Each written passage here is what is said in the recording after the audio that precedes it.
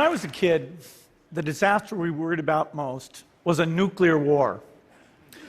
That's why we had a barrel like this down in our basement, filled with cans of food and water. When the nuclear attack came, we were supposed to go downstairs, hunker down, and eat out of that barrel. Today, the greatest risk of global catastrophe doesn't look like this.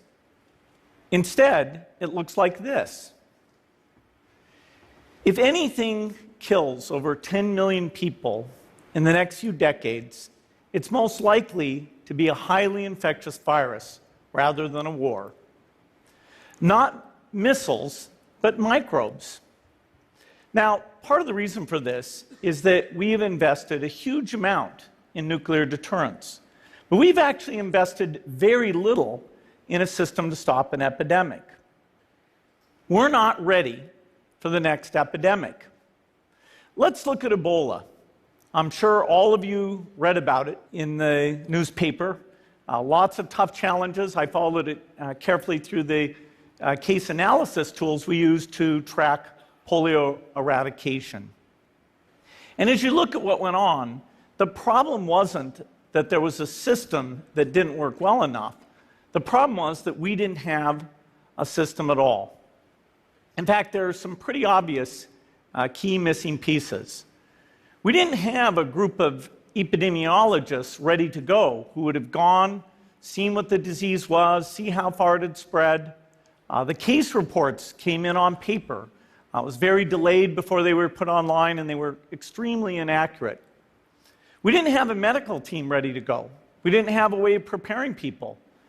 Now, Médecins Sans Frontières did a great job orchestrating volunteers, but even so, we were far slower than we should have been getting the thousands of workers into these countries. And a large epidemic would require us to have hundreds of thousands of workers. There was no one there to look at treatment approaches, no one to look at the diagnostics, no one to figure out what tools should be used. As an example, we could have taken the blood of survivors, processed it, and put that plasma back in people to protect them. But that was never tried. So there was a lot that was missing, and these things are really a global failure. The WHO is funded to monitor epidemics, but not to do these things I talked about. Now, in the movies, it's quite different. There's a group of handsome epidemiologists ready to go. They move in, they save the day, but that's just pure Hollywood. The failure to prepare could allow the next epidemic to be dramatically more devastating than Ebola. Let's look at the progression of Ebola over this year. About 10,000 people died, and nearly all were in the 3 West African countries. There's 3 reasons why it didn't spread more. The first is there was a lot of heroic work by the health workers. They found the people and they prevented more infections. The second is the nature of the virus. Ebola does not spread through the air. And by the time you're contagious, most people are so sick that they're bedridden. Third, it didn't get into many urban areas, and that was just luck. If it had gotten into a lot more urban areas, the case numbers would have been much larger. So next time, we might not be so lucky. You can have a virus where people feel well enough while they're infectious that they get on a plane or they go to a market. The source of the virus could be a natural epidemic like Ebola, or it could be bioterrorism. And so there are things that would literally make things 1,000 times worse. In fact, let's look at a model of a virus spread through the air like the Spanish flu back in 1918. So here's what would happen. It would spread throughout the world very, very quickly. And you can see there's over 30 million people die from that epidemic. So this is a serious problem. We should be concerned. But in fact, we can build a really good response system.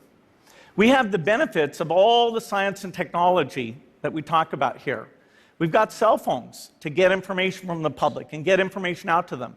We have satellite maps where we can see where people are and where they're moving.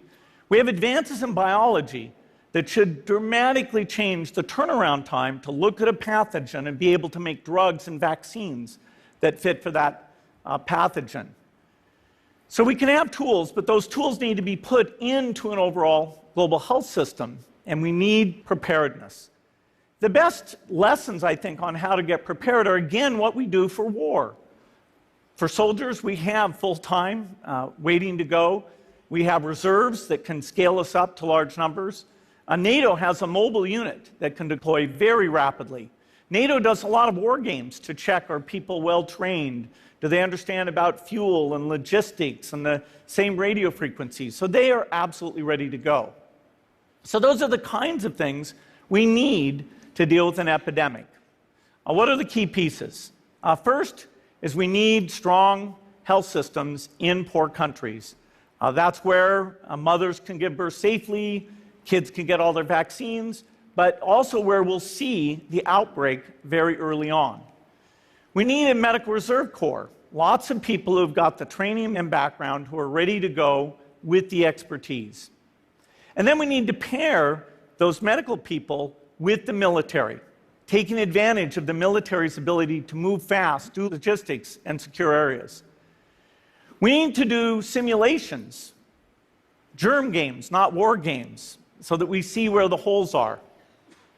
The last time a germ game was done in the United States was back in 2001, and it didn't go so well. So far, the score is germs 1, people 0.